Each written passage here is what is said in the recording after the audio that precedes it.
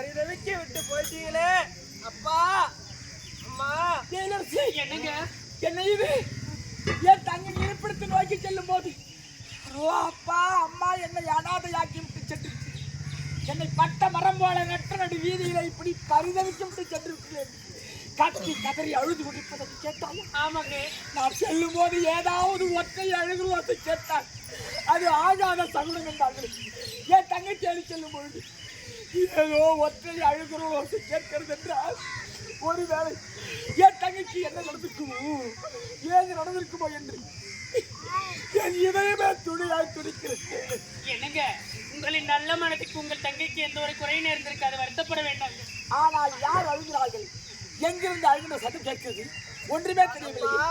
யாரம்மா அம்மா என்னங்க அதை பார்த்தாயா யாரோ ஆமாங்க விசாரிக்கலாம்.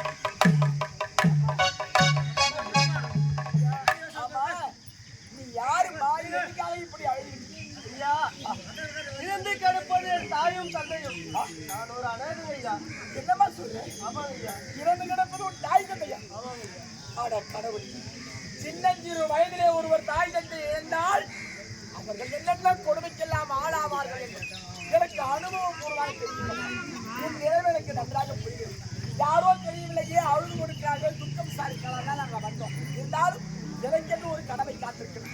நானும் என் தங்கை தெரிச்சல் கொடுக்கிறேன். ஆகையால் தொந்தரவுக்கு மன்னிப்பு ஐயா, நானும் ஆண் பிள்ளையாக பிரிந்திருந்தால் என் தாயும் என் தந்தையும் என் தோளிலே சுமந்து கொண்டு இடுகாடு என்று சொல்லக்கூடிய சுடுகாடு வரை விழுந்து சென்று அவர்களுக்கு செய்யக்கூடிய கடைசி ஈமத்தனை சென்றிருப்பேன்.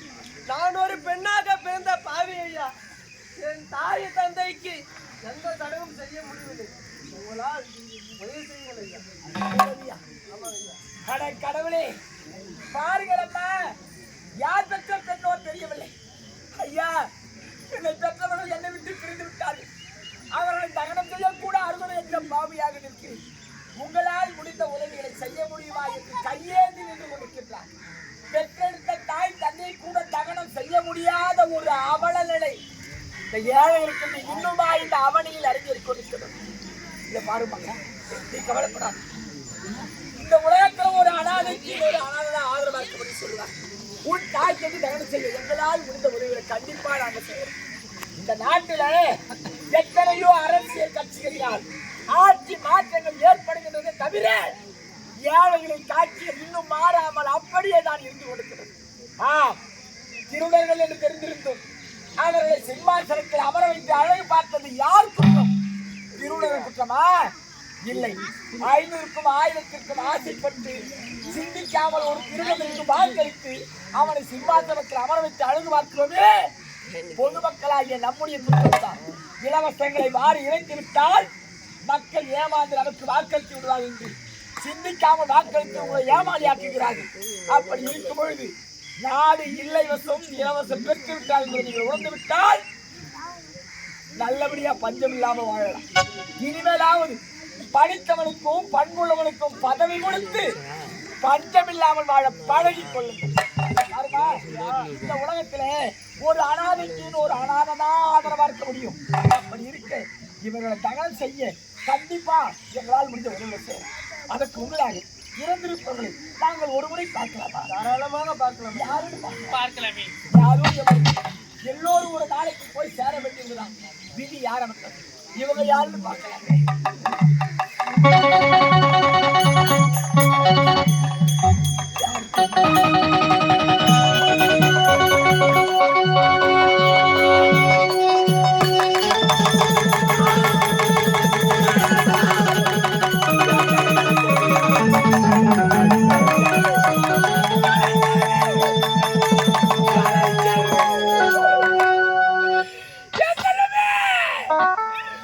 என்னை விட்டு பிரிந்து விட்டாயா? இந்த அண்ணனை அனாதையாக்கி விட்டு சென்று விட்டாயா?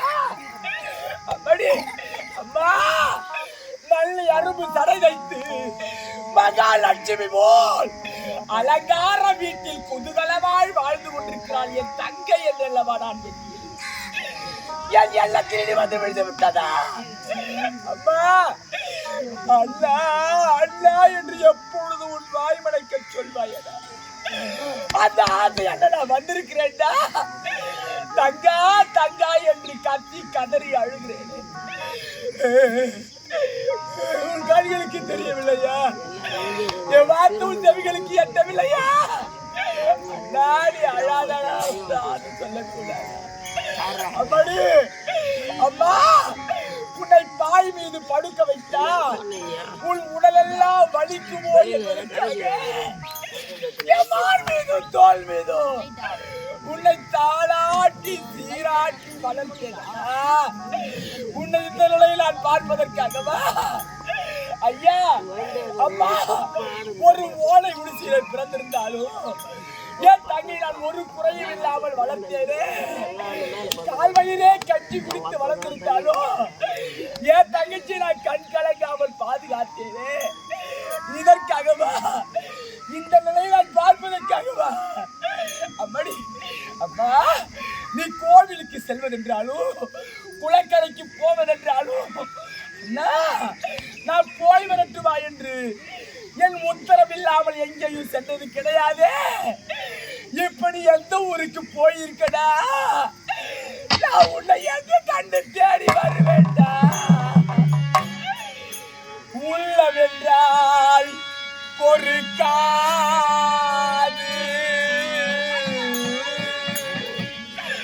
உலகத்தில் போல் நடக்காது. இறந்த பின்னே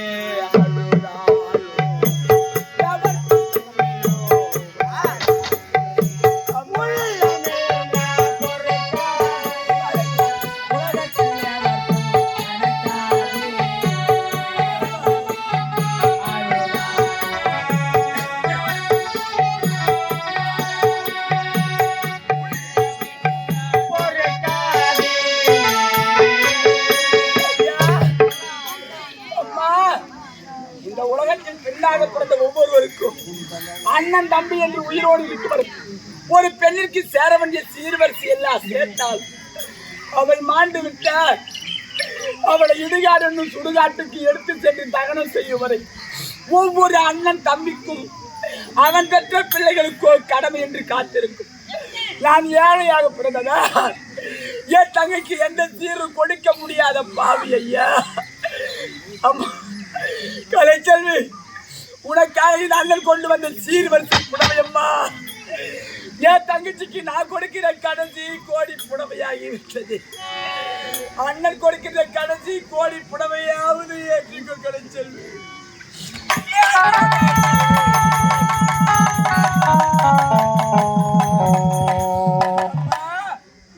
இந்த பாவி தலைக்கு சேர வேண்டிய தாய் வீட்டு சீதனத்தை பாதியிலே கொண்டு வந்து கொடுக்காமல் இப்பொழுது பாதியிலே கொண்டு வந்தானே, இந்த பாவி முகத்தை பார்க்க கூடாது, இவனோடு பேசக்கூடாது என்று வாய் மூடி இருக்கிறாயா? கண்ணே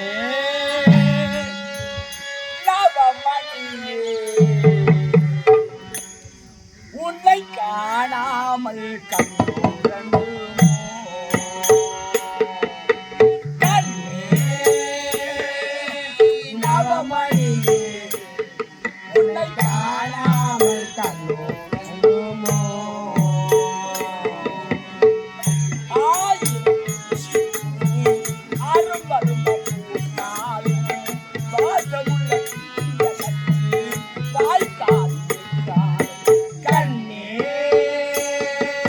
Navamari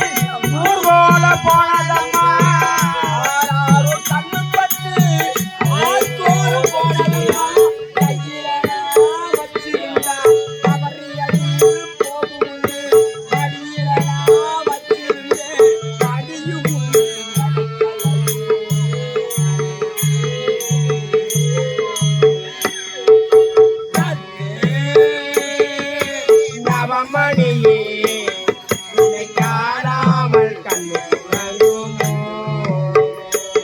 உன்னை காணாமல் கண்ணுறங்குமோ உன்னை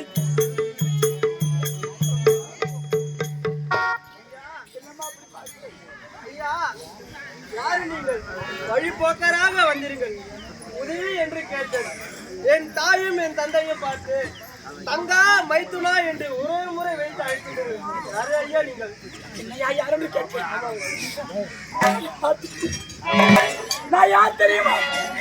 உனது தாயுடைய பிறந்தவன் நான் தானம்மா. உன் தாய் மாமே. தாய் மாமே நான் தானம்மா. அம்மா என் நிலைமையை பார்த்தீர்களா மாமா? என் தாயும் தந்தையும் என்னை அனாதையாக விட்டு போயிட்டாங்க. அம்மா, தாய் தந்தை இறந்த பிறகு நமக்கு உறவென்று சொல்லிக்கொள்ள யாருமே இல்லையே என்று நீ கண்ணீர் வடித்திருக்கலாம், கவலைப்பட்டிருக்கலாம். தாய்க்கு மேலான உறவு தாய் மாம உறவுன்னு சொல்லுவாங்க. நான் உயிரோடு இருக்கிற நீ அனாதை கிடையாது. ஒரு குருவி கூட்டை கலைப்பது போல் நம் குடும்பத்தை இந்த அளவிற்கு சின்னாபின்னமாக்கி இருக்கிறது. யாருக்கு புரியுது? மாமா, இதற்கெல்லாம் காரணம் இந்த நாட்டின் தளபதி தான் காரணம் மாமா. ஏய், நம் நாட்டு தளபதி ரகசியமான ஆண்டு காலம் அழுது புரண்டாலும் ஆண்டவர் மீண்டும் திரும்பி வரப்போவது கிடையாது. இவர்களை இப்பொழுது ராஜ மரியாதையோடு அடக்கம் செய்து நாட்டை கருத்தவனை பழிக்கு பழி வாங்கி இந்த நாட்டை ஆள்வதற்கு ஆழ்வாரிசு கிடையாது. உனக்கென்று ஒரு நாட்டின் இளவரசனை தேர்ந்தெடுத்து அவனுக்கு உன்னை மனமுடித்து இந்த நாட்டை உன்னிடம் ஒப்படைக்கும் வரை எனக்கு உறக்கம் என்பது கிடையாது.